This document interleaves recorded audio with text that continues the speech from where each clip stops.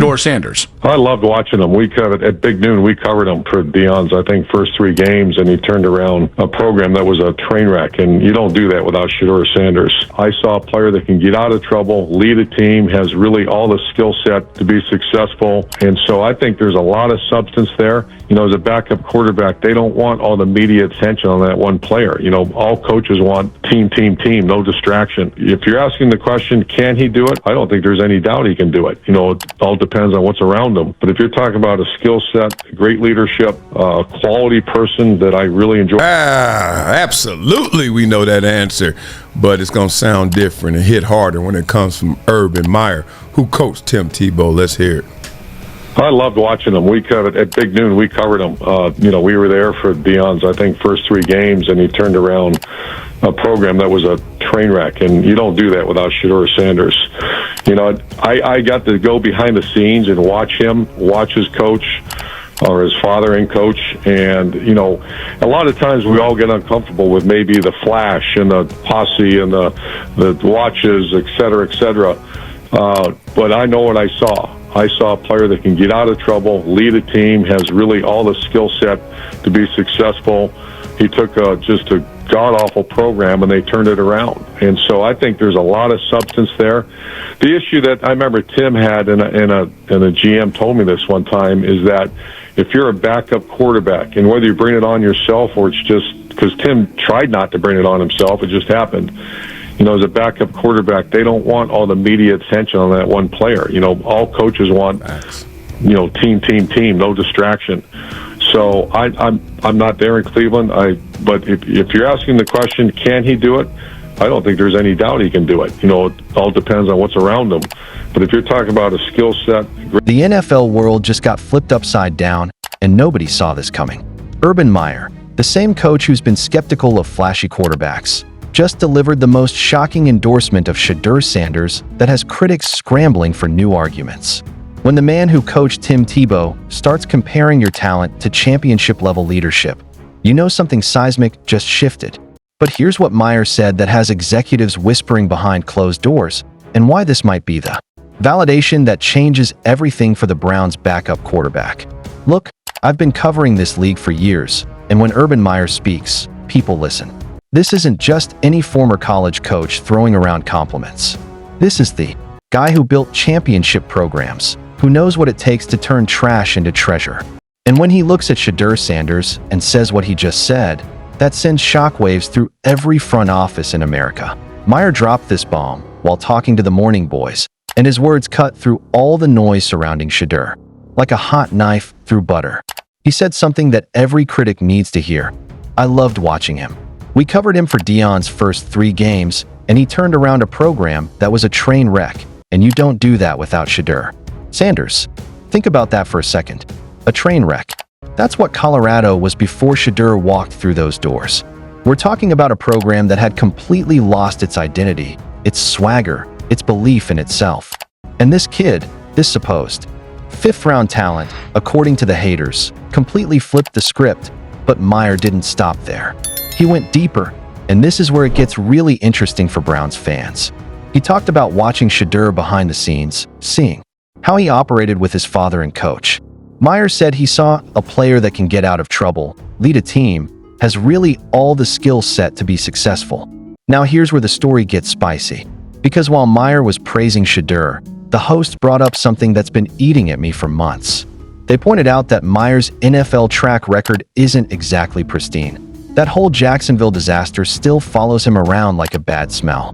One host even joked about Meyer being too busy performing proctology exams on the dance floor during his NFL stint. But you know what? That might actually make his praise of Shedeur even more valuable. This is a guy who learned the hard way what works in the NFL and what doesn't. He's seen the difference between college flash and professional substance, and he's telling us that Shedeur has what it takes. The conversation got even more interesting when they started talking about how NFL teams view backup quarterbacks with big personalities. Meyer made a comparison that should have every Shedeur supporter paying attention.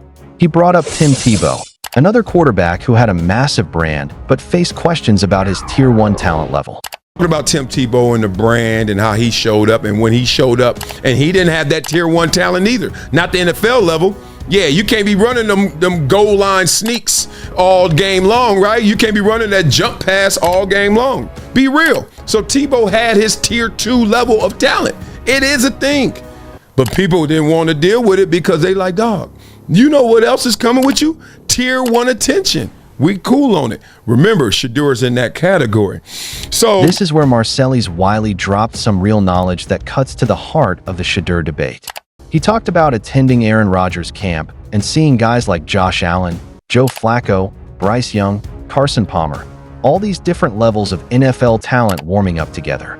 His point was brutal but honest. You can be great individually as a talent and not a great quarterback, not a great player. And here's the thing that's been bothering me about the Shedeur criticism. Wiley made this point that resonates with anyone who's actually been around professional sports. Coaches, organizations, programs only want to deal with you if they have to deal with you. And tier 1 talent makes them have to deal with you. This is the real tension around Shedeur Sanders.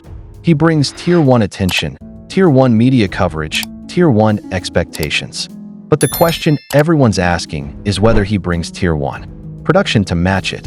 Wiley compared him to his own experience, having all the flash, the jewelry, the lifestyle, but needing to prove he belonged at that level every single day. The Tim Tebow comparison that Meyer made isn't accidental. Both quarterbacks faced similar challenges: massive public platforms, devoted fan bases, and questions about whether their skills translated to the highest level. But here's what separates Shedeur from Tebow in Meyer's eyes: the skill set is more complete, more NFL ready. Meyer specifically mentioned Shedeur's ability to get out of trouble. That's pocket presence, that's improvisation, that's the kind of playmaking ability that you can't teach. He talked about leadership, about turning around a program that was completely broken. You don't do that by accident. But let's get real about the Cleveland situation for a minute. The host brought up something that Browns fans need to hear. They talked about how Kevin Stefanski might view Shedeur, and it wasn't all sunshine and rainbows. One host suggested that Stefanski might see Shedeur as a different iteration of the same guy that could have gotten me fired in the first place in Baker Mayfield. That's a gut punch, but it might be accurate. Both quarterbacks thrive on attention. Both have similar physical builds. Both bring that swagger and confidence that can be a blessing or a curse depending on the situation. The question is whether Cleveland learned from their Baker experience or whether they're gun-shy about dealing with another high-maintenance personality. Here's where I think the critics are missing the point, though. Wiley made this observation. That hit me like a ton of bricks. He talked about how the media's relationship with flashy athletes has changed over the years. Back in Magic Johnson's day, nobody cared about the Hollywood lifestyle as long as you produced. Michael Jordan had the earrings, the suits, the casino trips. Nobody batted an eye because he delivered championships. But somewhere along the way, we started caring more about the sizzle than the steak. Now every chain, every watch, every Instagram post gets dissected like it's a character flaw. Shedeur is a victim of that shift in culture. We judge the worker because we're jealous of the crowd he attracts. Line of guys like Schwereth yesterday that have spoken really positive things about Shedeur that right now doesn't really matter. It's not changing how the Browns think about him. It's just nice to hear. Yeah, I think that's what's really interesting is, fans who do not like Shedeur or who do not like the hoopla that have come with Shedeur continue to repeat the 5th round pick line. And it's interesting because when you talk to Mark Schlereth, he does not talk about Shedeur like he's a 5th round pick. Right. He did talk about Dylan Gabriel like he was not worthy of being a 3rd round pick. Undrafted pick. But it's interesting. The reality is that Shedeur keeps getting validated by people who actually know football. The host mentioned that guys like Mark Schlereth don't talk about Shedeur like he's a 5th round pick. When Schlereth breaks down quarterbacks, he talks about Dylan Gabriel like he's not worthy of an undrafted pick, but he speaks about Shedeur with legitimate respect. Even Baker Mayfield came out this week saying Shedeur has everything you need to succeed. Now, the host questioned whether Baker's opinion is clouded by his personal feelings about Cleveland. But here's the thing. Baker said nice things about Shedeur in spite of the Browns, not because of them. This is where the story takes an interesting turn. One host suggested that the only voice they really wanted to hear from was John Dorsey, the GM who drafted Patrick Mahomes and Baker Mayfield. They called Dorsey exceptional when it comes to evaluating quarterbacks. Well, we can't get Dorsey's opinion since he works for another team, but we can look at the pattern of respected football minds who keep validating Shedeur's ability. Urban Meyer's praise isn't happening in a vacuum. It's part of a consistent theme from people who actually understand quarterback play at the highest level. But here's what makes Meyer's opinion particularly valuable. He's seen both sides of this equation. He's coached the flashy quarterback with the massive platform in Tebow, and he's seen how that dynamic plays out in the NFL. When Meyer talks about backup quarterbacks not wanting all the media attention on that one player, he's speaking from experience. He knows the challenges that come with managing a high-profile backup, but he's also saying that if you're asking whether Shedeur can do it, I don't think there's any doubt he can do it. That confidence comes from watching Shedeur operate up close during those Colorado games. Meyer got to see behind the curtain, to watch how Shedeur prepared, how he led, how he handled adversity. And what he saw convinced him that there's real substance beneath all the flash. Wiley made another point that resonates with anyone who's been in professional sports. He talked about his conversation with Rodney Harrison, where Harrison told him, "Dog, you really work hard, but people don't see that in you." That's the challenge facing Shedeur right now. The work ethic is there, the preparation is there, the talent is there, but it gets overshadowed by all the external noise. The jewelry, the social media presence, the family name. These things create a perception that may not match reality. Wiley compared it to his own experience of having to prove himself over and over again, even after reaching the Pro Bowl level, because people focused on the lifestyle instead of the production. But here's what gives me hope for Shedeur's future. Meyer specifically mentioned that he's a quality person that I really enjoyed watching. That speaks to character, to work ethic, to the intangibles that you can't measure in a workout. When a coach of Meyer's caliber talks about enjoying watching someone work, that tells you everything you need to know about their approach to the game. The Cleveland situation is fascinating because it represents the perfect test case for Shedeur's development. He's working behind Joe Flacco, a veteran who's seen everything the league can throw at you. He's in a system that demands accountability and professionalism. And he's dealing with a fan base that's desperate for success, but skeptical of anything. That looks too flashy. Wiley made this point that stuck with me. You don't bet against a worker or a winner. That's what Shedeur has been his entire career. A guy who finds ways to win, who refuses to take no for an answer. Colorado wasn't supposed to be competitive with him under center, but they were. Cleveland might not be expecting much from their backup quarterback, but that doesn't mean Shedeur isn't preparing like he's going to be called upon. The comparison to Tebow is instructive, but I think it misses something important. Tebow's skill set was always going to be limited at the NFL level because his throwing mechanics and pocket presence weren't refined enough. Shedeur doesn't have those same limitations.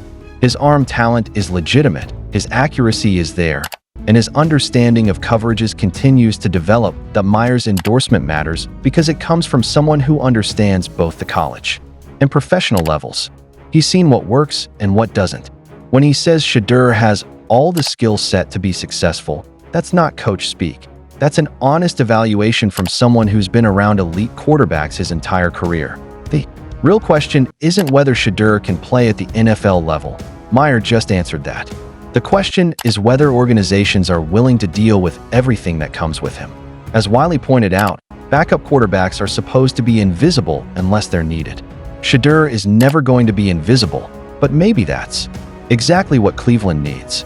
Maybe they need someone who brings energy, who brings confidence, who brings that championship mentality that Meyer talked about. The Browns have been looking for an identity for decades. Maybe their identity is sitting on the bench right now, waiting for his opportunity. Here's what I know for sure. Urban Meyer doesn't give out compliments lightly.